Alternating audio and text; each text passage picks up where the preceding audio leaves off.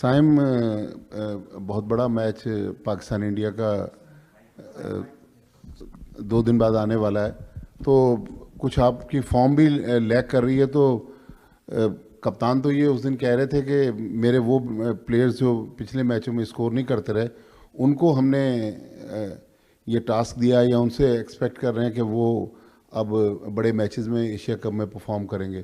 तो कैसा अब आज की जो परफॉर्मेंस है या पिछले आपके चंद मैचों की परफॉर्मेंस के बाद इंडिया के मैच को कैसा देख रहे हैं? देखिए जी, बिल्कुल बड़ा मैच होता है लोगों के लिए, उनके पॉइंट ऑफ व्यू से देखा जाए तो। बट ऐसा है कि हम लोग एज अ टीम इस चीज़ को नहीं देखते। हम ये देखते हैं कि हमारे लिए डे बाय डे जो नेक्स्ट मैच आ रहा है उसमें हमारा वही सेम प्रोसेस फॉलो करें, और जो इम्प्रूवमेंट्स हम अपने प्रोसेस में कर सकते हैं, एग्जीक्यूशन में बेहतर कर सकते हैं, वो करें।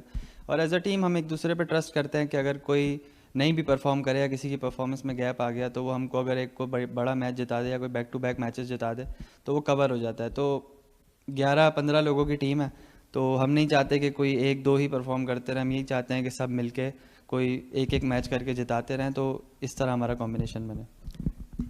In the light of this big victory, how does it feel?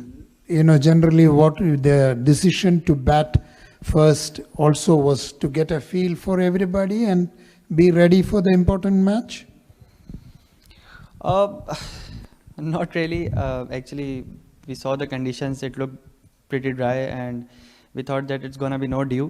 So batting first would be, yeah, and batting first and give them a big target and then defend it on that pitch that looked slow. So that would be difficult for them. So that's why we batted first. Saim, वो जो New York में match हुआ था T20 world cup, गालिबन आपको नहीं खेले थे, तो आप बेंच पे बैठ के कैसा लगा कि पाकिस्तान 120 नहीं चेस कर सका और वो लास्ट मैच था इंडिया से T20? सर उस बात को तो कोई साल 1.5 साल हो गया। उस वक्त आप पूछते तो मैं आपको बताता कैसा लगा। अब तो नहीं याद सर, मुझे बहुत टाइम हो गया उसको। साइम, एशिया ये जो अभी यूएई का जो लेग चल रहा है पाकिस्तान टीम का, इसमें आपकी जो परफॉर्मेंसेज हैं वो इतनी तवातर के साथ नहीं आ सकी बैट के साथ, तो इसको किस तरीके से आप देख रहे हैं? आपके ऊपर कोई प्रेशर है या टीम मैनेजमेंट ने आपको कोई इस चीज़ के ऊपर? दूसरा, अगर आप बता सकें टीम कॉम्बिनेशन के बारे में, क्योंकि काफ़ी ज़्यादा बात हो रही है कि पाकिस्तान 2 स्पेशल स्पिनर्स के साथ जाएगा या पेसर्स के साथ, तो क्या टीम मैनेजमेंट में अभी तक कोई इस चीज़ के ऊपर बात हुई है कि जो 2 स्पिनर की जो स्ट्रेटजी थी वो शारजा के लिए थी कि यहाँ पे थी? क्योंकि इंडिया के ख़िलाफ़, इंडिया की बैटिंग के ख़िलाफ़ Faheem Ashraf as a second pacer, आपको लगता है कि वो बहुत ज़्यादा रिस्की स्ट्रेटजी नहीं होगी, या उस बारे में अगर आप कुछ कहना चाहें तो? Thank you. First of all तो जैसे मैंने कहा कि हम लोग एज अ टीम एक दूसरे पे सब ट्रस्ट करते हैं, और it's a long term process कि हम लोग सारे एक दूसरे को ट्रस्ट करके लेके चल रहे हैं कि प्लेयर्स कॉन्फिडेंस में रहें और बारी बारी से सब लोग मैच जिताएं। तो ये तो लाइक हमारे हाथ में सिर्फ एफर्ट करना ही होती है, एंड देन रिजल्ट तो कोई भी नहीं बता सकता कि इन दी एंड ऑफ द डे कौन परफॉर्म करेगा। दूसरी चीज़, जहाँ तक आपने कॉम्बिनेशन की बात की, तो यू कैन सी हम लोग कंडीशंस असेस करने की कोशिश करते हैं जब मैच डे पे। इट्स अबाउट द डे के पिच कैसा दिख रहा है। अगर ज़्यादा ड्राई लगता है, हमको लगता है कि स्पिनर्स, तो then we go for 3 spinners. और अगर हमें लगेगा कि फास्ट बॉलर खिलाना ज़रूरी है तो वो कोचेज़ उस पर जाएंगे। साइम, बड़ी अच्छी बात है कि आप टीम वर्क की बात कर रहे हैं कि 11 रुकनी टीम है, हर किसी को रिस्पॉन्सिबिलिटी लेनी चाहिए, और ज़िंदगी का फ़लसफ़ा भी यही कहता है कि आज अगर ख़राब हुआ है तो भूल जाएं और कल के बारे में सोचें। लेकिन ये क्रिकेट बड़ा जालिम कहते हैं कि क्रिकेट में जो है आप 90 दिन रोते हैं, सिर्फ 10 दिन हंसते हैं।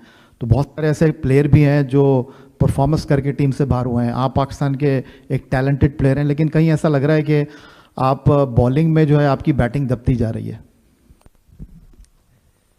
सर बॉलिंग और बैटिंग और फील्डिंग तीनों अलग चीज़ें हैं, और एज अ प्लेयर यही चाहते हैं कि जो रोल मिले उसको पूरी तरीके से अदा किया जाए, और इट्स अबाउट द डे कि कौन परफॉर्म करता है कौन नहीं, ये हमारे हाथ में नहीं होता। अगेन इट्स अबाउट एफर्ट, और हम लोग सब, मुझ समेत, कप्तान समेत, इवन मैनेजमेंट, हम सब कोशिश कर रहे हैं पूरी एफर्ट देने की कि हम लोग इस टीम को साथ बेस्ट रिजल्ट्स ले सकें, प्रोसेस फॉलो करके अपना।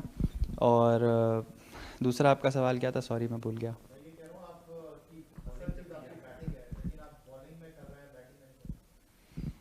जी मैंने आपको यही बोला ना कि जो रोल है उस पर हम एफर्ट कर रहे हैं और बाकी परफॉर्मेंस तो हमारे हाथ में नहीं है।